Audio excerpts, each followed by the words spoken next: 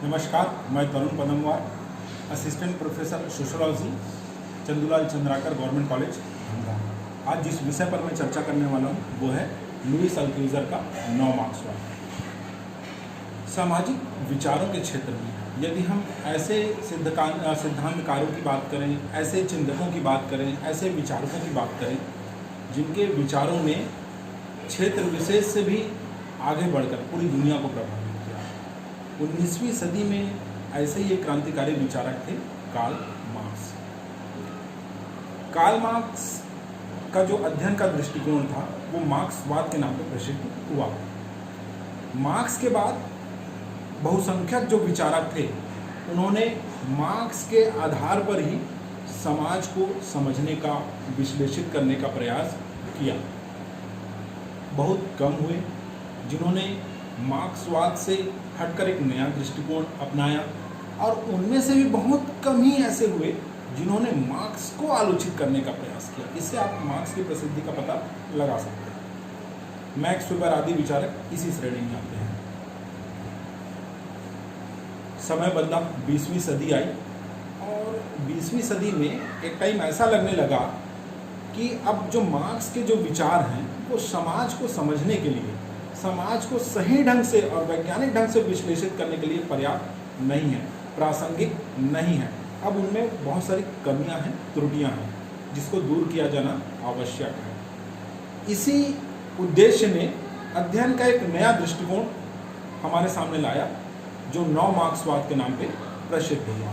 साधारण शब्दों में कहें तो 9 मार्क्सवाद अध्ययन का एक ऐसा दृष्टिकोण है जो मार्क्सवाद की कमियों को दूर करने का प्रयास करता है। 9 मार्क्सवाद जब आया तो बहुत सारे 9 मार्क्सवादी हुए जिन्होंने इस क्षेत्र में अपने विचार दिए, लेकिन बहुत कम ही हुए जिन्होंने वास्तविक तौर पर या वैज्ञानिक या तार्किक आधार पर मार्क्स को खंडन करने का प्रयास किया। बात 1918 की है। अल्जीरिया में एक बच्चे का जन्म हुआ। फ्रांस आए, फ्रांस में वो पढ़े लिखे, और जीवन का जो पहला पड़ाव था उस पहले पड़ाव में प्रथम और द्वितीय विश्व युद्ध में वो युद्धबंदी के तौर पर जीवन का जो अंतिम पड़ाव होता है उस अंतिम पड़ाव में वो पागलपन का शिकार हो गए और अपनी पत्नी के हत्या के आरोप में वो जेल में रहे। इन दो पड़ावों के बीच उन्होंने लिखा, ऐसा लिखा कि 20वीं सदी का उनको सबसे प्रभावशाली और मौलिक चिंतक कहा जाता है, मौलिक विचारक कहा जाता है। वो थे लुईस अल्थ्यूज़र। सबसे बड़ी बात कि 9 मार्क्सवादियों में लुईस अल्थ्यूज़र का स्थान सबसे ऊपर है, और लेकिन खुद अल्थ्यूज़र अपने आप को 9 मार्क्सवादी के रूप में स्वीकार नहीं करते थे। लुईस अल्थ्यूज़र ने बहुत सारी किताबें लिखी, लेकिन जो फेमस हुई वो थी फॉर मार्क्स और रीडिंग कैपिटल। अल्थ्यूज़र ने मार्क्स के विचारों को लिया और उसका तार्किक और वैज्ञानिक आधार पर विश्लेषण प्रस्तुत किया, और ये बताया कि उसमें बहुत सारी कमियां हैं। क्या कमियां थी इसको देखने के पहले अल्थ्यूज़र कहते हैं कि आप मार्क्स के लेखन को 4 वर्गों में विभाजित कर सकते हैं। जब मार्क्स शुरुआत में लिखते थे, शुरुआत का जो लेखन था 1844 के पहले का, उसको अल्थ्यूज़र कहते हैं युवा मार्क्स। और 1800 ये जो युवा मार्क्स था, युवा मार्क्स वाला 1844 की जो पहले का जो लेखन था मार्क्स का, वो पूर्णतः मानववाद पर, अलगाववाद पर केंद्रित था। 1857 के बाद का जो काल था जिसमें मार्क्स ने लिखा, उसको अल्थ्यूज़र कहते हैं परिपक्व मार्क्स। परिपक्व मार्क्स में का तात्पर्य है कि मार्क्स ने उस दौरान जो लिखा वो पूर्णतः उनके अध्ययन का जो केंद्र बिंदु था वो आर्थिक निर्धारणवाद था। मतलब उन्होंने जो कुछ लिखा आर्थिक निर्धारणवाद के इर्द गिर्द लिखा।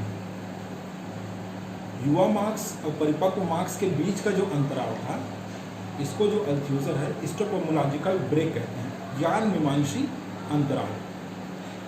अल्थ्यूज़र ने अपने विश्लेषण का जो आधार बनाया वो परिपक्व मार्क्स को बनाया, और उसी के आधार पर उसने विश्लेषण प्रस्तुत किया। अब मार्क्स क्या कहते थे? उस तुलनात्मक रूप से उस संबंध में अल्थ्यूजर ने क्या कहा, अल्थ्यूजर ने कहाँ पे कमियां देखी, किन किन कमियों के बारे में चर्चा किया, इसको हम तुलनात्मक रूप से बिंदुवार देखते हैं। तो मोटे तौर पर नव मार्क्सवाद और मार्क्सवाद को तुलनात्मक रूप से 3-4 बिंदुओं में आप देख सकते हैं।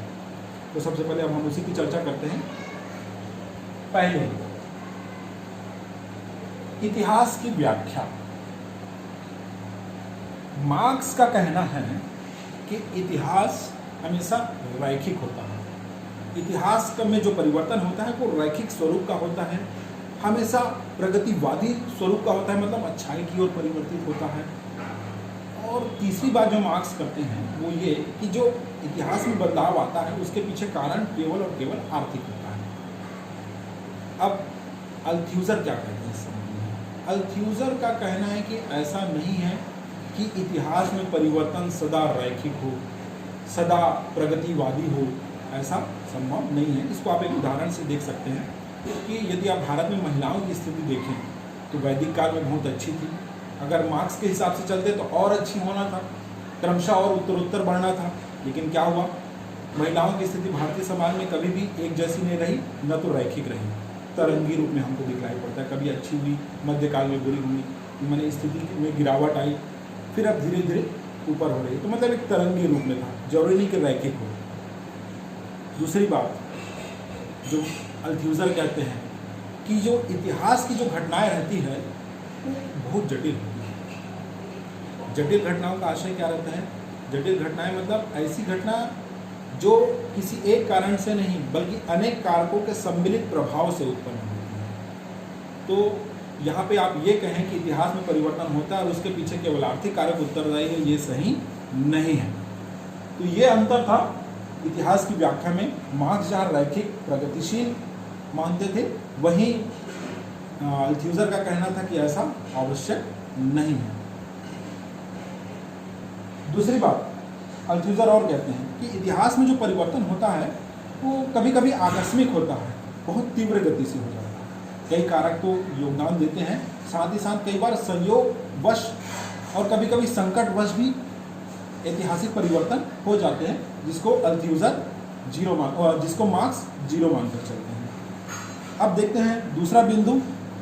दूसरा बिंदु था मानववादी बिंदु। इतिहास की चर्चा करते हुए मार्क्स कहते हैं कि मनुष्य एक कठपुतली है, जो कुछ भी है वो केवल भौतिक कारकों के कारण है। कैसे? तो वो कहते हैं कि यद्यपि मार्क्स का कथन था कि यद्यपि व्यक्ति इतिहास बनाता है, लेकिन जिन परिस्थितियों में वो इतिहास बनाते हैं वो उनकी खुद की बनाई हुई नहीं है। कुल मिलाकर के कि इतिहास निर्माण में व्यक्ति का चिंतन, व्यक्ति की सोच कोई मायने नहीं। अल्थ्यूजर इस चीज़ पर विरोध करते हैं। वो कहते हैं कि ऐसा संभव नहीं है। अब इसको उदाहरण से देख लेते हैं कि मार्क्स का कहना था, अगर इसको आप एग्जाम्पल वाइज देखें, कि व्यक्ति ने जब लकड़ी देखा तब उसके दिमाग में पहली बार आया कि लकड़ी से हम घर बना सकते हैं। व्यक्ति ने जब पहली बार लोहा देखा तब उसको लगा कि इससे हम हथियार बना सकते हैं। मतलब व्यक्ति का पहले का चिंतन कुछ नहीं था, उसने भौतिक चीज़ों को देखा, फिर चिंतन उसके दिमाग में आया। अल्थ्यूजर कहते हैं ऐसा जरूरी नहीं है। व्यक्ति कई बार चिंतन करता है और जब उससे जुड़ी हुई चीज़ें उसके सामने आती है तो उसका प्रयोग वो करता है। व्यक्ति के दिमाग में पहले ही था कि हमको अपनी शारीरिक सुरक्षा के लिए घर की आवश्यकता है, और घर का निर्माण हम उस समय जब लकड़ी नहीं था तो घास फूस से भी तैयार करते थे, झोपड़ियाँ बनाते थे, गुफाओं में रहते थे। जैसे जैसे उनकी सोच और चिंतन आगे बढ़ते गया, वैज्ञानिक होते गया, तो उन्होंने जब लकड़ी देखा तो सोचा कि इसका प्रयोग हम इस तरीके से भी कर सकते हैं। मतलब व्यक्ति की सोच भी मायने रखती है, जबकि मार्क्स व्यक्ति की सोच को एक शून्य मानकर चलते थे। वो ये समझते थे कि भौतिक चीज़ें ही इंपॉर्टेंट है, वही व्यक्ति को सोचने समझने और व्यक्ति के चिंतन को प्रभावित करता है। तीसरा बिंदु है आधिपत्य। आधिपत्य को कहते हैं हेजीमनी। इटली के एक विचारक थे ग्रामशी, जिसने हेजीमनी की चर्चा की थी। हेजीमनी मतलब क्या होता है? प्राधान्य, आधिपत्य। साधारण शब्दों में कहें तो आधिपत्य मतलब कि समाज का जो उच्च वर्ग होता है, जिसके पास उत्पादन के साधन होते हैं, वो क्या करते हैं? वो अपने हित की बातों को कुछ इस तरीके से निम्न वर्ग के लोगों में प्रेषित करते हैं, कुछ इस तरीके से उसको उनके दिमाग में चीज़ डालते हैं कि निम्न वर्गों को लगता है कि जो उच्च वर्ग है वो जो बातें कर रहा है वो उनके हित के लिए नहीं बल्कि हमारे हित के लिए, मतलब एक मिथ्या धारणा उत्पन्न करते हैं। वो एक ऐसा भ्रम का माहौल पैदा करते हैं कि जिनसे लगता है कि निम्न वर्गों के लोगों को कि हमारा हित हो रहा है। मार्क्स कहता है लेकिन ऐसा वास्तव में नहीं होता। और मार्क्स आधिपत्य में एक बिंदु और जोड़ते हैं कि जो उच्च वर्ग है वो जितने भी इस प्रकार का जो भ्रम पैदा करता है या आधिपत्य की जो प्रयास करता है वो उसका कारण केवल और केवल आर्थिक होता है। अब अल्थ्यूजर ने इस मुद्दे पर अपना विचार दिया और वो कहते हैं कि ऐसा नहीं है कि पूंजीपति या उच्च वर्ग जिस आधिपत्य या जिस प्रकार का, आप इसको एक सिंपल भाषा में ब्रेन वॉश कह सकते हैं कि लोगों के दिमाग में जिस प्रकार का भ्रम या मिथ्या एक उत्पन्न करते हैं कि उसका पता निम्न वर्ग के लोगों को नहीं चलता। ऐसा नहीं है, निम्न वर्ग के लोग भी जानते हैं कि ऐसा हो रहा है और मार्क्स कहते हैं कि उनको पता ही नहीं चलता। ऐसा नहीं है, निम्न वर्ग के लोगों को पता चलता है, लेकिन कई कारण हैं जिसके फलस्वरूप वो पूंजी जिनके यहाँ काम कर रहे हैं उसको छोड़ के नहीं जाते। क्यों? हो सकता है भाई कि उनको यद्यपि पैसा कम मिल रहा है लेकिन हो सकता है दूसरा लाभ ज़्यादा है। दूसरा हो सकता है कि श्रमिकों ने कोई कॉन्ट्रैक्ट साइन किया हो सकता है कि तत्काल में उसके पास कोई दूसरे जॉब की व्यवस्था ना हो। उससे भी बड़ी बात जो निम्न वर्ग के लोगों में हो सकता है कभी अपने मालिक के प्रति निष्ठा की भावना है कि इन्होंने हमारे लिए किया तो हम उनके लिए कुछ और करते हैं। तो इन कारणों से वो जानते हैं कि हमारा शोषण हो रहा है, फिर भी वो रुकते हैं, वहाँ काम करते हैं। तो क्या होता है, आधिपत्य मार्क्स कहते हैं केवल आर्थिक होता है, ऐसा नहीं है। और निम्न वर्ग के लोगों को पता नहीं चलता, ये भी नहीं है, दोनों चीज़ें गलत हैं। निम्न वर्ग के लोगों को पता चलता है, श्रमिकों को पता चलता है, फिर भी वो काम करते हैं और उसका कारण केवल आर्थिक नहीं होता बल्कि वैचारिक नहीं होता। चौथा और सबसे महत्वपूर्ण बिंदु वो है, अगर हम वैचारिक विचारधारा के क्षेत्र में दोनों विचारकों की तुलना करें तो मार्क्स कहते हैं कि जो सामाजिक संरचना में आप देखेंगे तो आप सामाजिक संरचना दो पार्ट में दिखलाई पड़ता है। एक को वो कहते हैं सब स्ट्रक्चर और दूसरे को वो कहते हैं सुपर स्ट्रक्चर। सब स्ट्रक्चर और सुपर स्ट्रक्चर। मार्क्स कहते हैं कि सब स्ट्रक्चर में केवल और केवल आर्थिक कारक, वो भी उत्पादन की प्रणाली आती है। और सुपर स्ट्रक्चर में क्या आता है, बाकी समाज की बाकी सारी चीज़ें, धर्म, प्रथा, परंपराएं, विश्वास, कला, संस्कृति, जितनी सारी चीज़ें हैं सब सुपर स्ट्रक्चर। एक दूसरी बात जो मार्क्स कहते हैं कि जो सब स्ट्रक्चर रहता है वो बुनियादी है, सब स्ट्रक्चर पे ही सुपर स्ट्रक्चर टिका होता है। सुपर स्ट्रक्चर का अपना कोई महत्व नहीं, वो अप्रासंगिक है। कब तक? बिना सब स्ट्रक्चर। मतलब यदि आप देखें तो उन्होंने दो तीन बातें की, सब स्ट्रक्चर और सुपर स्ट्रक्चर की। ये कहा कि सब स्ट्रक्चर बुनियादी है और दूसरा सब स्ट्रक्चर के बदलने से सुपर स्ट्रक्चर अपने आप बदल जाता है और सुपर स्ट्रक्चर का अपने आप में कोई महत्व नहीं होता। अब अल्थ्यूजर इसको विश्लेषित करते हैं। अल्थ्यूजर ने मार्क्स के इस दृष्टिकोण को स्वीकार तो किया लेकिन मूलतः नहीं। मूलतः मतलब वो सब स्ट्रक्चर और सुपर स्ट्रक्चर की बात को तो स्वीकार करते हैं लेकिन वैसा नहीं स्वीकार करते जैसा मार्क्स ने कहा। वो कहते हैं कि पहली बात, सब स्ट्रक्चर में आर्थिक के साथ साथ राजनीतिक और वैचारिक भी, मतलब सब स्ट्रक्चर जो समाज का बुनियादी है, जिसके सम्मिश्रण से समाज बनता है, वो केवल और केवल आर्थिक नहीं है बल्कि उसमें राजनीतिक भी आता है, वैचारिक भी आता है। दूसरा, मार्क्स ने जहाँ कहा कि सुपर स्ट्रक्चर महत्वहीन है, अल्थ्यूजर कहते हैं कि ऐसा नहीं है, दोनों का अपना समान महत्व है। तीसरा, मार्क्स जहां कहते हैं कि सब स्ट्रक्चर पे सुपर स्ट्रक्चर टिका हुआ है, अल्थ्यूजर कहते हैं कि ऐसा नहीं है, दोनों एक दूसरे के नियंत्रण से मुक्त है, दोनों की अपनी महत्ता है और दोनों प्रासंगिक है। इसके बाद और आगे बढ़ते हैं। मार्क्स, अब एक प्रश्न उठा और मार्क्स जिसकी चर्चा करते हैं कि सामाजिक संरचना है, जैसे समाज में परिवार है, कि युगों युगों तक कैसे चलते आ रहा है, या सामाजिक जो संरचना है वो युगों युगों तक अपना अस्तित्व कैसे बनाए रखती है। इसका जवाब देते हुए कार्ल मार्क्स कहते हैं कि रिप्रोडक्शन होता है, जिसके कारण पुनः उत्पादन होता है, जिसके कारण समाज की जो संरचना है वो युगों युगों तक चलते रहती है। और ये रिप्रोडक्शन कैसे होता है, तो मार्क्स कहते हैं कि उत्पादन की प्रणाली के कारण होता है। उत्पादन की प्रणाली जब समय के साथ थोड़ा महत्वहीन होते रहता है, उसकी जगह नई उत्पादन की प्रणाली आ जाती है, वो उसका स्थान ले लेती है, लेकिन सामाजिक संरचना कंटिन्यूअस चलते रहती है। अब इस संदर्भ में अल्थ्यूजर कहते हैं कि ठीक है, सामाजिक संरचना युगों युगों तक तो चलती है, लेकिन और उसमें रिप्रोडक्शन पुनः उत्पादन का योगदान होता है, ये भी सही है, लेकिन पुनः उत्पादन के साथ साथ सामाजिक संरचना इसलिए भी युगों युगों तक अपना अस्तित्व बनाए रखती है क्योंकि उसका रखरखाव भी होता है। अब ये रखरखाव किसके द्वारा होता है, तो ये रखरखाव सुपर स्ट्रक्चर के द्वारा खुद होता है।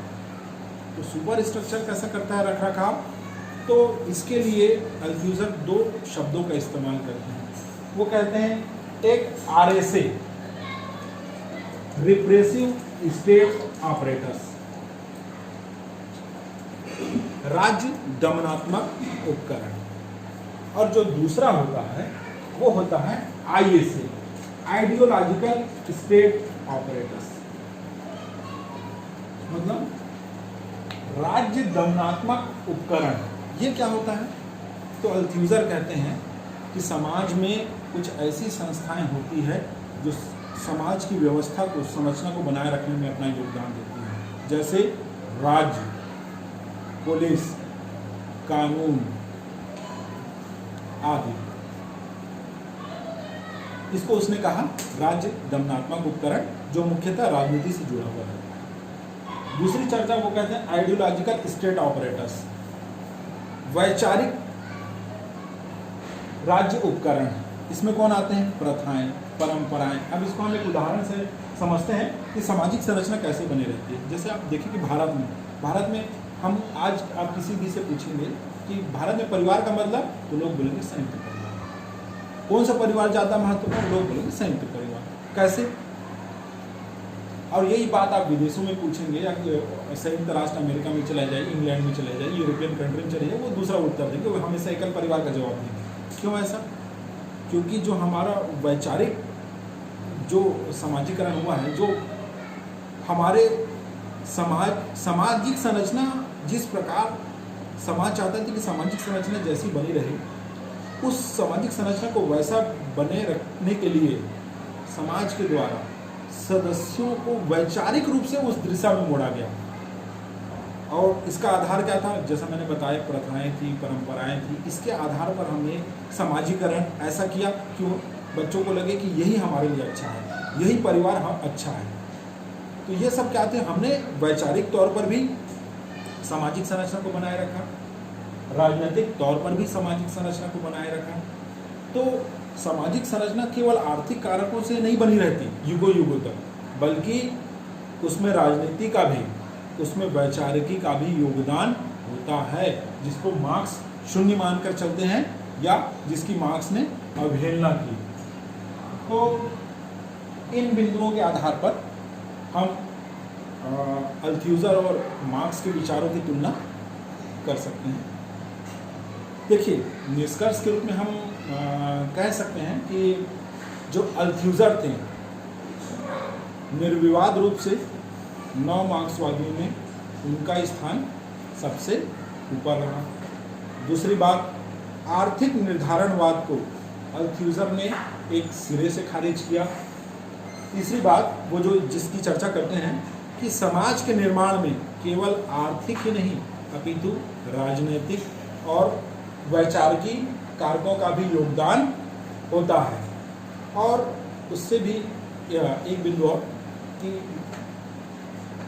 अल्थ्यूज़र कहीं ना कहीं इस चीज़ पर फोकस करते हैं, इस चीज़ को स्वीकार करते हैं कि भौतिक चीज़ों के साथ साथ चिंतन की भी एक महती भूमिका होती है। तो ये था लुईस अल्थ्यूज़र का 9 मार्क्सवाद। आपको और इस संबंध में और 9 मार्क्सवाद को और अच्छे से समझना है तो आप चाहें तो रावत पब्लिकेशन की बुक, विवेक प्रकाशन की बुक, इनका अध्ययन आप कर सकते हैं। दोषी जैन है, शिवा सिद्दीकी है, ये पुस्तकें आपके उपयोगी हो सकती हैं। चाहें तो आप इसका अध्ययन कर सकते हैं। धन्यवाद।